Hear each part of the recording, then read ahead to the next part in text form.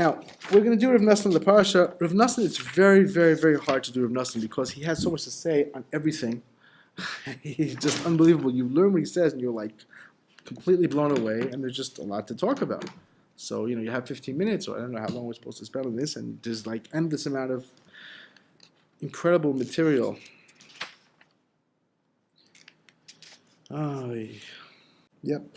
I guess we'll do this one. He says, before Rosh Hashanah we read Parshat Nitzavim. You're all here. He said, to let us know that all the souls of the Jewish people, the big ones, the little ones, whoever you are, we all have to join together and be one with love, in holiness, in an aspect that's called the Holy of Holies, which is like Moshe. Let's ask for Moshe Tzadikim. That's what I want. I want to connect it. That's what I want. Hi. So that's what Rosh Hashanah is about. He said, because when you have a symptom, when you have a constriction, I have a constriction that I have to sweeten. He said, I do that by connecting to what's called the Seichel HaKolel. This aspect of like this level, the level which is before the creation. Everything is Hashem. That's the way you sweeten all the hard things. He said, you have to know,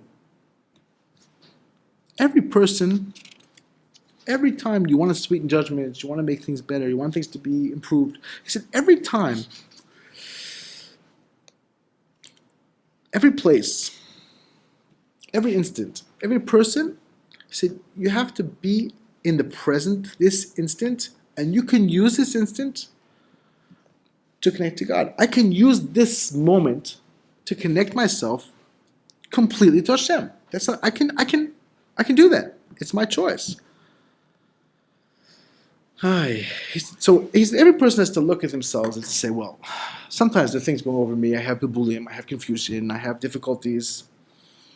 How do I sweeten this? How do I get rid of this confusing thoughts, these bad thoughts? What do I do? How do I deal with it? He said, you have to sweeten that. He said, it's atem, you're all together or standing together, wherever you are, hayom, at this moment, kulchem lifnei Hashem Elokeichem. You're all before Hashem. Right? Today you're all standing before God. He said, you have to know, wherever you are, whatever you're going through, you're standing before Hashem. You're with Hashem. No matter what. No matter how. It doesn't matter. It's really something Rav Nosson stresses very much. And it's a very, very important point, that no matter where a person's been or is, I can still connect to Hashem as if nothing ever happened. And I can change around the bad things to good things. If I just choose, I'm just sincere right now.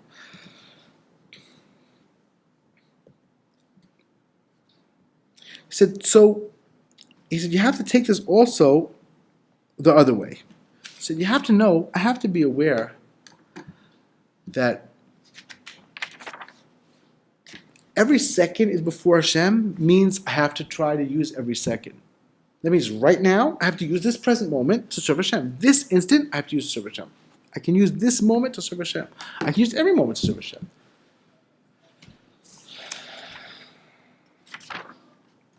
That's why he says that the Torah is whoever's here, whoever's not here, because no matter who you are, no matter what you've been through, no matter anything, you're always able to uplift and to change. So this is the hardest thing to do, really.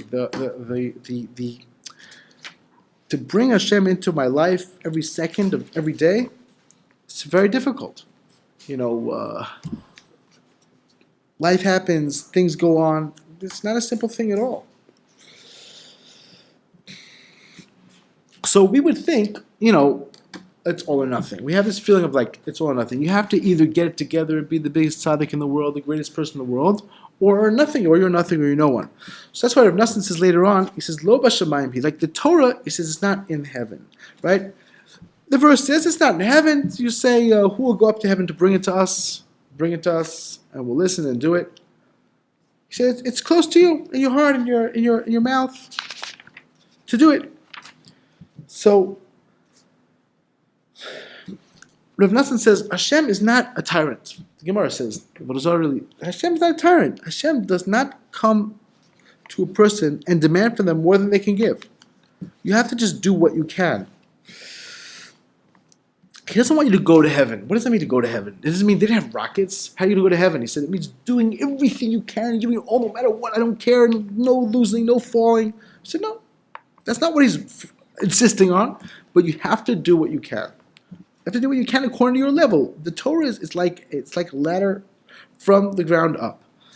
So, like we find by Yaakov, he says you have to draw yourself up a little at a time. Like Rav Nosson actually, before he came close to Rabbi Nachman, he had a dream, because he said, I kept having falls. Now, he was a tremendous scholar. He was a very great person. And he said, I kept falling down. So he said, I had a dream that I was on a ladder, and I saw Rabbi Nachman. He'd never met him. And he said, hold on and climb, but don't fall. Just hold on, and, like little at a time. So that's our prayer. We ask Hashem to please make us regular in your Torah. We want to make ourselves slowly but surely accustom ourselves to learn Torah, to connect to Hashem through the Torah. And a little at a time, you can go to very, very high places. Very, very high places. So you just have to, it's close to you. It's close to your heart. It's close to your what you say, the words you say, how you speak. It's up to you. If you ask Hashem, you call out to Hashem, if I turn to Hashem, and He's right here with me. If not, then I'm just distancing myself for no reason, because He's here. It's a choice. We all have this choice. Living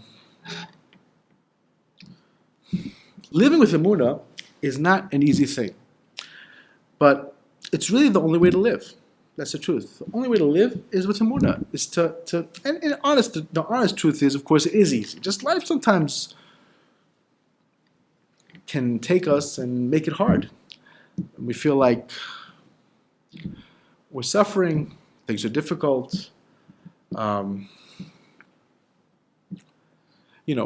Especially with kids, a person tries to learn how to be patient and be good and be there for them, but not be overbearing with them. And it's not really an easy thing. It's not simple. It's not simple to just be balanced and bring God into your life, even though things are, better or worse, up, down. It's not a simple thing. It's very, very important to cultivate a really deep awareness that Hashem's taking care of us. He's taken care of us until now, and He'll take care of us from now. And that's a very, there's just no words for how important every little bit that we do is. There's no words. Every drop that we do is eternal.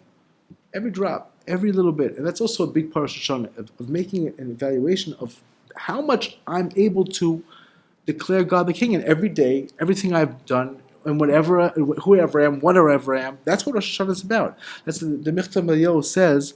He says, Rosh Hashanah, there's 2 days. Why are there 2 days of Rosh Hashanah? So the Zohar says the first day of Rosh Hashanah is strong din, and the second day is easier din.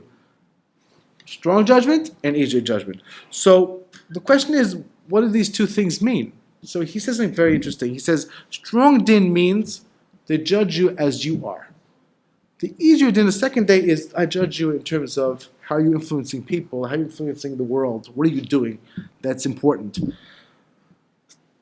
Both of these judgments are things we have to use to springboard, to wake up. That's really what the shofar is about, waking up. We have to wake up. We want very much to wake up. We want to call out to Hashem and bring God into our life, each person in whatever way they can. And we have to learn how to be patient, how to wait. I understand that God's waiting, right? Here we're learning.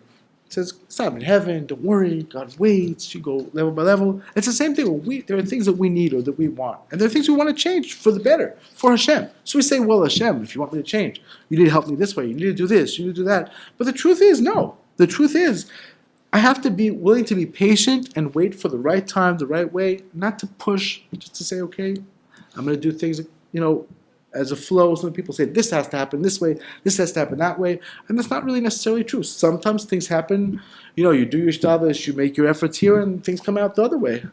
You never would have thought of it even. Wow, that worked out this way. I never would have occurred to me. So Rosh Hashanah is a lot about realizing that every person counts, and every person is important.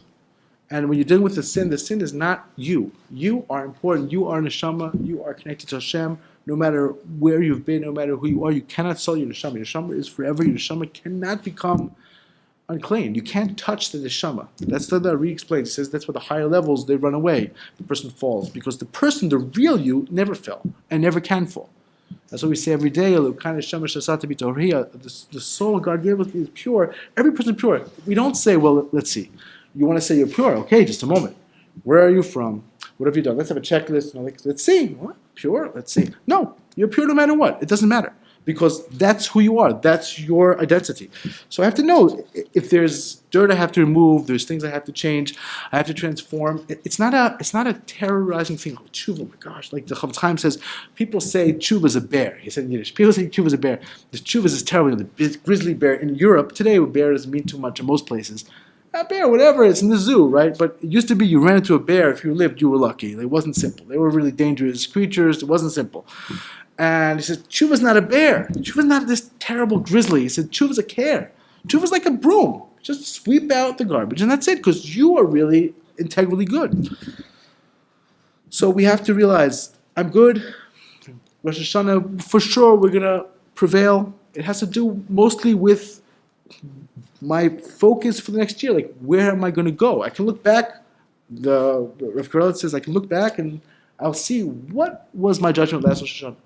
Most of the judgment has to do with spiritually, where am I going to be? That's what Nosson says. Spiritually, what's my direction? Am I going up or am I going down? That's most of the judgment. It's not so much physical. It's also physical that's relevant to that. But mostly it's just my spiritual level. Where am I holding? Where am I going? So I have to direct myself upward. I have to do whatever I possibly can and just keep starting again and renew, start another year till we're Zoche B'ez Hashem to really become who we're supposed to be. B'ez Hashem.